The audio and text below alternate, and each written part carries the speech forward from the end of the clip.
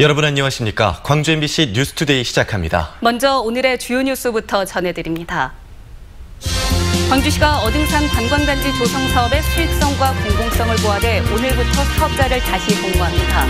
인사청문회에서 횡령과 배임 의혹이 제기된 광주 환경공단 이사장 후보를 이용석 광주시장이 신임 이사장으로 임명했습니다. 재활용 쓰레기 불법 매립이 1년 넘게 계속됐지만 관할구청은 손을 놓고 있었습니다. 오히려 불법 매립을 종용했다는 의혹까지 자고 있습니다. 2019 프로야구 정규 시즌이 내일 개막합니다. 기아 타이거즈의 올해 목표는 우승입니다. 사업자 선정이 무산되면서 장기 표류하고 있는 어등산 관광단지 조성 사업이 재개됩니다. 광주시가 사업의 수익성과 공공성을 보완해서 오늘부터 사업자를 다시 공모하는데요. 이번에는 성공할 수 있을지 주목됩니다. 정용욱 기자입니다. 이번 재공모의 특징은 공공성을 유지하면서도 사업자의 부담을 덜어줘 수익성을 높여줬다는 점입니다. 상업시설의 경우 규정과 면적은 같지만 건폐율을 기존 30% 이하에서 80% 이하로 완화했습니다. 상가를 고층으로 지어야 했던 기존과는 달리 이번에는 옆으로 넓게 지을 수 있게 된 겁니다. 이 경우 1층에 더 많은 상가 유치가 가능해 접근성 개선과 함께 상가로서의 가치를 높일 수 있습니다. 개발 이익의 사회 환원도 최고 100억 원에서 그 절반인 50억 원으로 낮춤으로써 사업자의 수익 구조를 담보해줬습니다. 지난 14년 동안 장기 표류하고 있는 어등산 개발 사업을 반드시 성공시키겠다는 의도가 담긴 겁니다. 광주와 전남, 전북을 연결하는 그 요충지에 위치를 하고 있기 때문에 나름 좀 장기적으로는 발전 가능성이 있다고 보거든요. 그런 장점들을 우리 민간 사업자들이 분명히 좀 찾아낼 수 있지 않을까 한번 기대를 해봅니다. 반면 공공성 확보 차원에선 전체 면적의 50% 이상을 휴양과 오락 편익시설로 채워야 한다는 조항을 신설했습니다.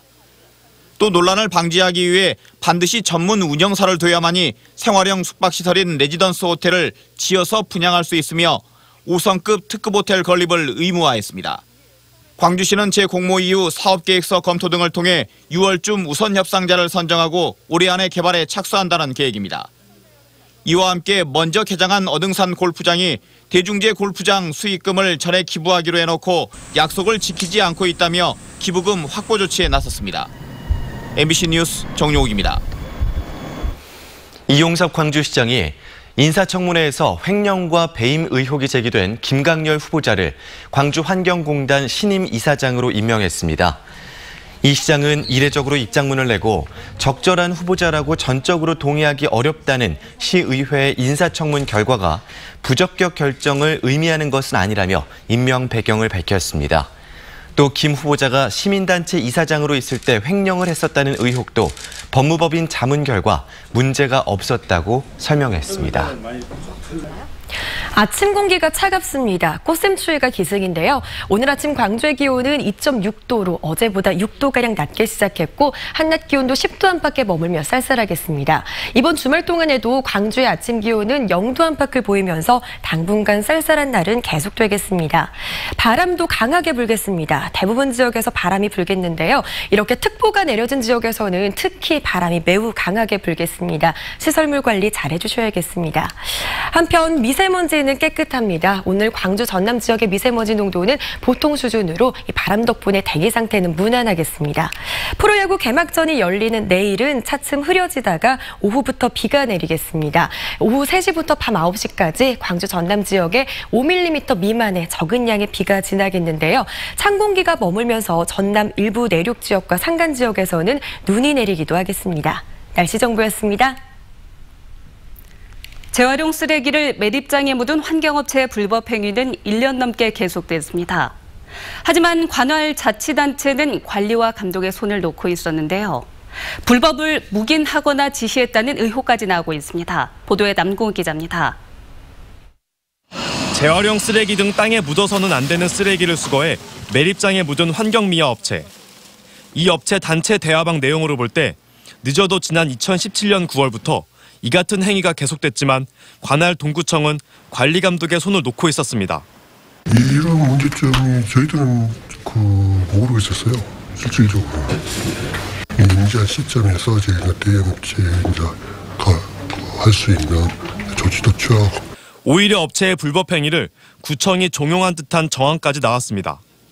직원들의 단체 대화방에서 환경업체 간부는 재활용이나 어지간한 불법도 구청의 지시대로 해달라고 부탁합니다. 또 구청 간부와 상의에 내린 결론이라며 재활용 쓰레기를 매립하다 단속에 걸렸을 때 변명하는 방법까지 알려줍니다.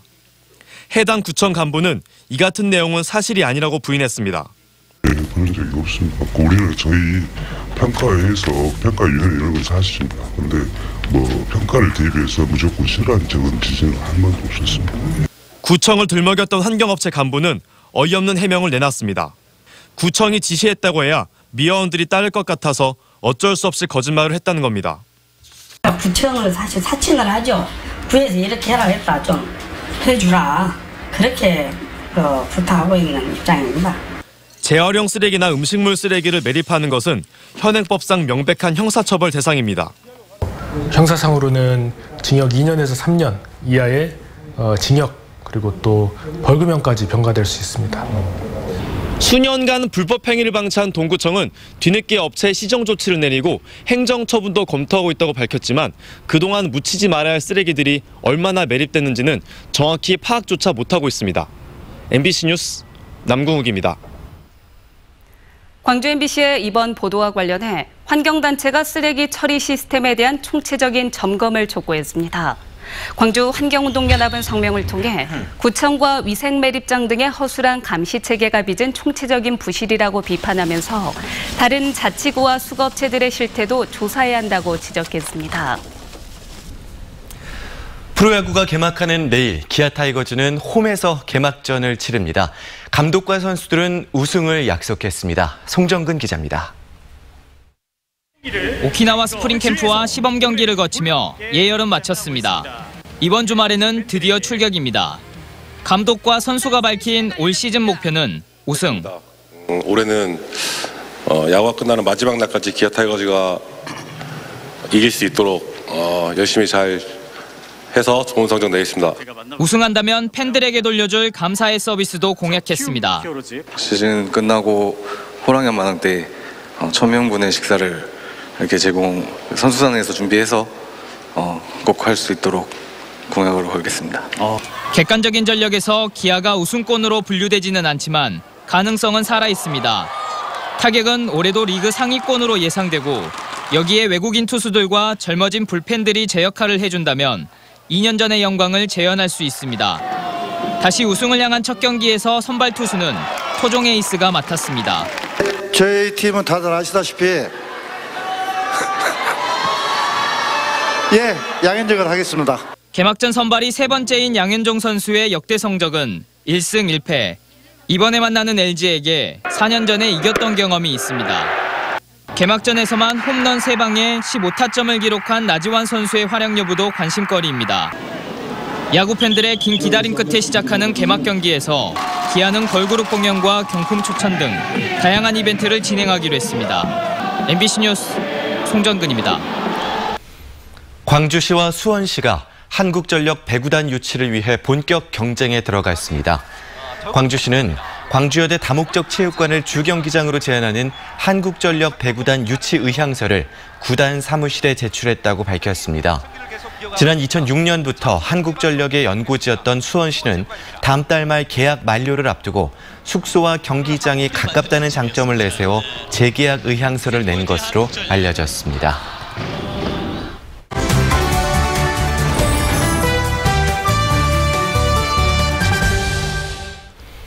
김삿갓이 감탄하고 갔다는 화순적벽을 돌아볼 수 있는 투어가 이번 주 토요일부터 시작됩니다. 네, 올해는 특히 적벽과 함께 둘러보면 좋을 관광지도 같이 소개하는 프로그램이 마련되는데요.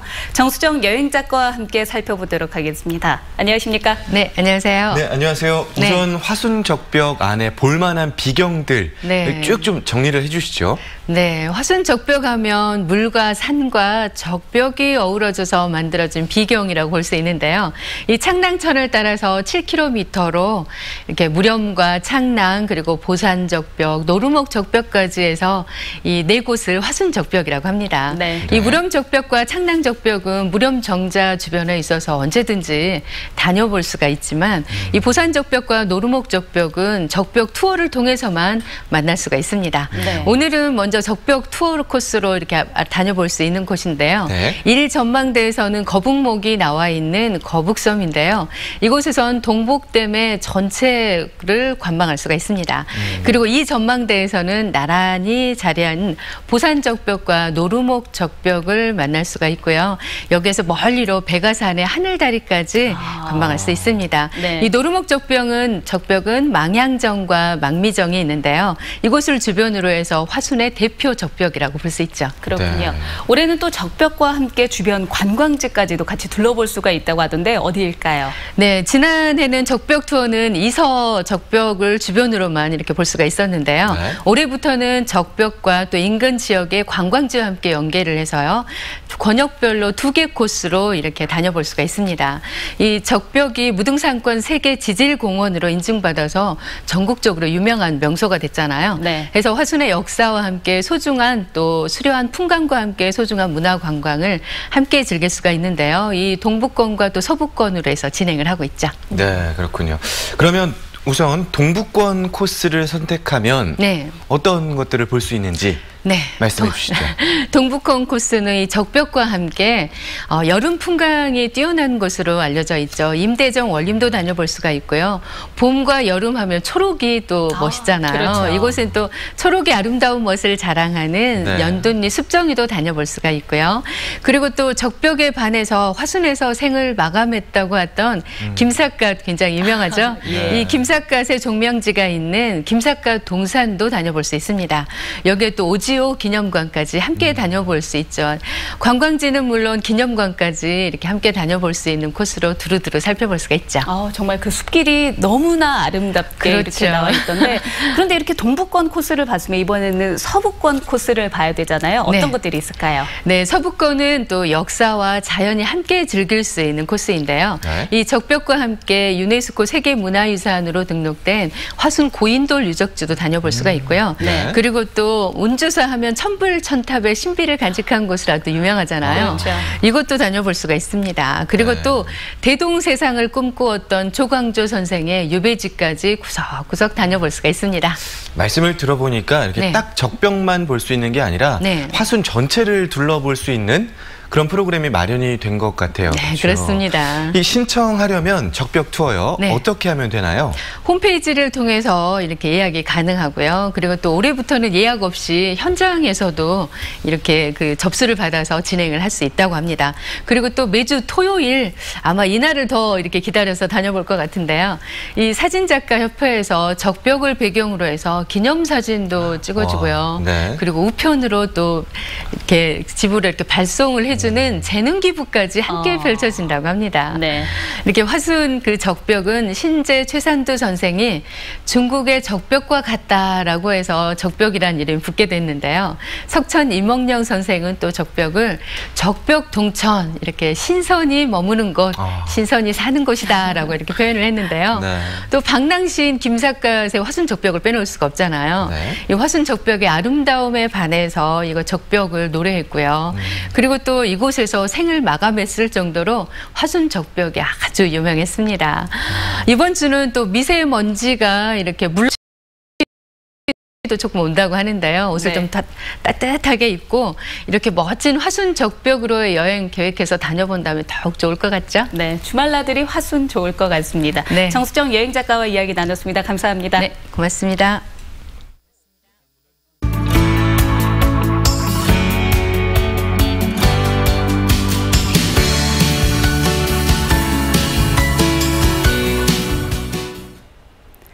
올해로 8회째를 맞는 광주 디자인 비엔날레가 전시 주제와 기본 계획을 발표했습니다. 올해 주제는 인간을 뜻하는 휴먼과 상생의 의미를 담은 커뮤니티가 합쳐진 휴머니티인데요. 어떻게 구성될지 이길형 광주 디자인 비엔날레 총감독에게 들어봤습니다. 이미지 뉴스 리포터입니다. 안녕하세요. 반갑습니다. 네, 안녕하십니까? 네, 시간 내주셔서 고맙습니다. 올해 디자인 비엔날레 주제가 휴머니티입니다. 이게 어떤 내용인지 좀 더 자세히 소개해 주세요. 휴머니티란 휴먼과 공동체라는 것을 재해석한 합성어이기도 합니다. 그래서 사람 사는 세상에서 이제 날로 심각해지는 어떤 이야기, 즉 사회적 약자에 대한 배려라든지 또 불평등에 대한 해소, 또 갈등에 대한 치유, 또 포용적 성장에 대해서 이제는 디자인이 어떤 문제를 또 제기하고 디자인이 그 문제를 해결해야 된다고 생각을 합니다. 광주 비엔날레는 이번에 그 인간에 대한 어떤 스토리, 사람이 디자인과의 어떤 관련 속에서 우리의 삶을 얼마나 풍요롭고 지속적인 삶으로 영위하느냐, 그것을 한번 이번 전시에서 보여주고자 하는 것입니다. 그러면 기존의 디자인 비엔날레와 좀 구별되는 올해 디자인 비엔날레만의 특징도 있나요? 2017년도는 이제 퓨처스라고 해서 미래에 대한 주제는 곧 기술과 디자인의 어떤 융합된 미래 사회에 대한 모습을 보여줬다면, 이번에 이제 2019년 광주 디자인 비엔날레 주제는 디자인의 어떤 가치와 어떤 역할을 통해서 사회적 문제를 해결하고 또 지속 가능한 사회와 인류 공동체를 위한 디자인 비전을 제시하려고 하는 것이죠. 네. 그러면 실제 전시에서 어떤 작품들이 좀 소개될지 궁금한데요. 이번에는 어떤 디자인 작품들이 소개되는지 안내해 주세요. 네. 주제전에서 이제 휴먼 앤드 디자인이라 그래가지고 인간에 대한 어떤 스토리를 먼저 시작을 합니다. 유의하는 인간이라든지 소통하는 인간이라든지 공감하는 인간이라든지 또 나아가서 공동체에서 디자인의 역할을 이제 보여주고요. 또 그래서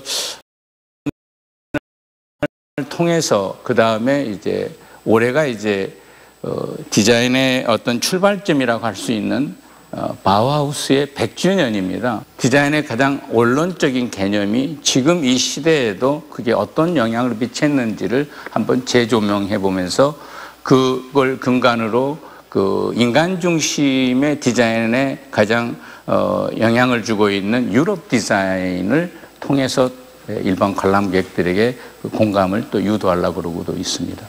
네.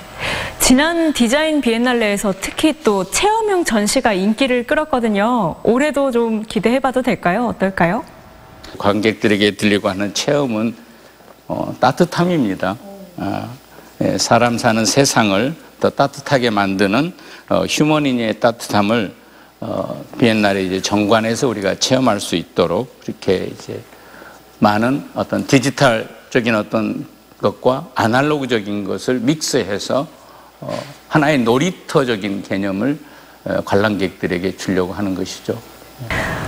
디자인 비엔날레 하면 또 하나 빼놓을 수 없는 게 그 경제적인 성과거든요. 지난번 디자인 비엔날레에서의 성과를 좀 이어가겠다 이런 이야기도 나왔었는데 올해 좀 주목할 만한 비즈니스 프로그램 있을까요? 이제 비엔날레 개막에는 학생들이 어떤 참신한 아이디어가 산업으로 연결될 수 있는 어떤 비즈니스 컨테스트를 열어보려고 하는 것이죠. 그걸 통해서 미래의 자기에 대한 어떤 직업에 대한 어떤 새로운 이 환경과의 연계성을 젊은 친구들이 확인하고 또 그 지역에서 산업화에 연결될 수 있는 일자리하고도 곧 연결이 되지 않을까 그런 생각을 하는 겁니다. 알겠습니다. 따뜻한 디자인을 전시한다고 이야기해 주셨는데 휴머니티 기대 많이 하겠습니다. 오늘 말씀 고맙습니다. 네, 고맙습니다. 네. 광주 비엔날레 재단의 이사장직이 명예직에서 광주시장이 맡는 당연직으로 바뀝니다. 광주 비엔날레 재단은 재단 운영에 광주시의 협조가 필요한 만큼 시장이 이사장을 맡는 것이 바람직하다고 판단해 정관을 개정했다고 밝혔습니다. 그동안 재단 이사장직은 광주시장이 맡아오다가 지난 2014년 세월 5월 전시를 두고 시장 개입 논란이 불거지면서 명예 이사장직을 도입했고 이번에 다시 당연직으로 바뀌게 됐습니다. 세계 수영대회 조직위가 시민 공연예술가를 공개 모집합니다.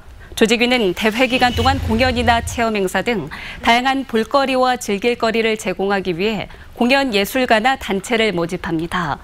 참여를 희망할 경우 조직위 홈페이지에서 신청서를 내려받아 오는 25일부터 한 달 동안 이메일로 신청하면 됩니다.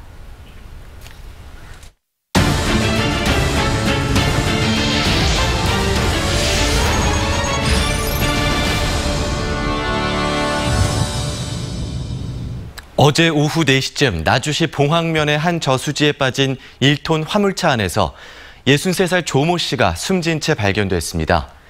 경찰은 조 씨가 스스로 목숨을 끊은 건지 아니면 교통사고로 차량이 물에 빠졌는지를 목격자와 가족 등을 상대로 조사하고 있습니다. 농협 조합장 부인이 하나로마트 납품업체로부터 억대의 뒷돈을 받았다는 의혹이 제기돼 경찰이 내사에 착수했습니다. 나주경찰서는 모 농협 조합장 A씨의 부인이 하나로마트의 물품 납품을 대가로 납품업자에게 매달 200만 원씩 지난 8년 동안 총 1억 원이 넘는 뒷돈을 받아 챙겼다는 첩보를 입수해 내사를 진행하고 있다고 밝혔습니다. 경찰은 관련자들을 불러 사실관계를 조사한 뒤 정식 수사 여부를 결정할 예정이라고 밝혔습니다. 무안국제공항의 올해 1, 2월 이용객이 지난해 2배를 넘게 늘어나면서 개항 12년 만에 이용객 100만 명 시대를 눈앞에 두고 있습니다. 공항 시설에 대한 대대적인 리모델링 사업도 추진됩니다. 문현철 기자가 보도합니다. 공항 주차장이 평일인데도 꽉 찼습니다. 무단 주차까지 빚어질 정도로 이용 차량이 늘었습니다. 입국장에는 수속받거나 대기하는 이용객들로 북새통을 이루고 항공사와 기관 단체 직원들도 바삐 움직입니다. 불과 수년 전과 비교하면 달라져도 너무 달라진 모습들입니다. 지난해 50만 명을 처음 돌파한 무안국제공항 이용객이 올해는 100만 명을 무난히 넘어설 것으로 예상됩니다. 지난 1, 2월 이용객이 지난해보다 2배 이상 늘었습니다. 폭증하는 여객과 노선에 대응하기 위해 무안국제공항이 개항 12년 만에 대대적인 기반시설 확충에 나섭니다. 여객터미널 내 체크인 데스크를 대폭 늘리고 수화물 벨트와 탑승교를 한 기씩 추가합니다. 또 400억 원을 투자해 관리동을 새로 지어 터미널 내 사무실들을 옮기고 그 자리에는 상가와 편익시설을 만듭니다. 현재 주차장도 확충해 1,400대를 더 주차할 수 있는 공간을 확보할 예정입니다. 또 면세점을 옮겨 확장하는 등 입출국장을 대폭 늘리고 새로 단장합니다. 좀 더 좋은 서비스를 가지고 이용객들을 맞이할 수 있는, 그리고 공항에 오셔서 좀 더 많은 볼거리를 저희들이 제공해 줄 수 있을 것 같아서 저희들도 많은 기대를 하고 있습니다. 이 같은 무안국제공항 개발 로드맵은 광주공항과 통합이 이루어지는 오는 2022년까지 마무리될 전망입니다. 이와 더불어 오랜 수건이었던 3,200m 활주로 연장과 KTX 공항 연계 사업도 순조롭게 진행되고 있습니다. 9개국 17개 정기 노선과 5개 부정기 노선이 운항하고 있는 무안국제공항. 불 꺼진 공항이 아닌 서남권 최고의 국제공항으로서 면모를 갖춰가고 있습니다. MBC 뉴스 문현철입니다. 무등산 파수꾼을 길러낼 무등산사랑 환경대학 제48기 교육과정이 시작됐습니다. 무등산사랑 환경대학은 입학생 50여 명이 참가한 가운데 제48기 입학식을 갖고 무등산의 지속가능한 보전 관리를 위해 온 힘을 다할 것을 다짐했습니다. 무등산사랑 환경대학 입학생들은 석 달 동안의 무등산 해결사 기본과정 교육을 거쳐 환경 파수꾼으로 거듭나게 됩니다. 광주 전남 지역 예금은행의 가계대출 비중이 40%를 넘어선 것으로 조사됐습니다. 한국은행 광주 전남본부가 발표한 2018년 광주 전남 예금은행 대출 동향에 따르면 지역은행의 가계대출 잔액은 재작년 같은 기간보다 13.7%가량 증가한 22조 5,119억 원으로 집계됐습니다. 광주 전남 은행대출금 가운데 가계대출 비율은 40.4%를 차지했고 산업대출 증가율 2.9%보다 가계대출 증가폭이 훨씬 큰 것으로 분석됐습니다. 저소득계층 어르신들을 위한 공공실버주택이 광주 전남에서는 처음으로 장성에 문을 열었습니다. 장성 공공실버주택은 모두 150세대로 일반 저소득층의 경우에는 보증금이 1,028만 원에서 1,531만 원이고 월 임대료는 8만 6천 원에서 12만 8천 원입니다. 공공실버주택은 기본적인 주거 기능에 더해 의료와 건강시설을 갖추고 있어서 거주자들이 다양한 복지 서비스를 제공받을 수 있습니다.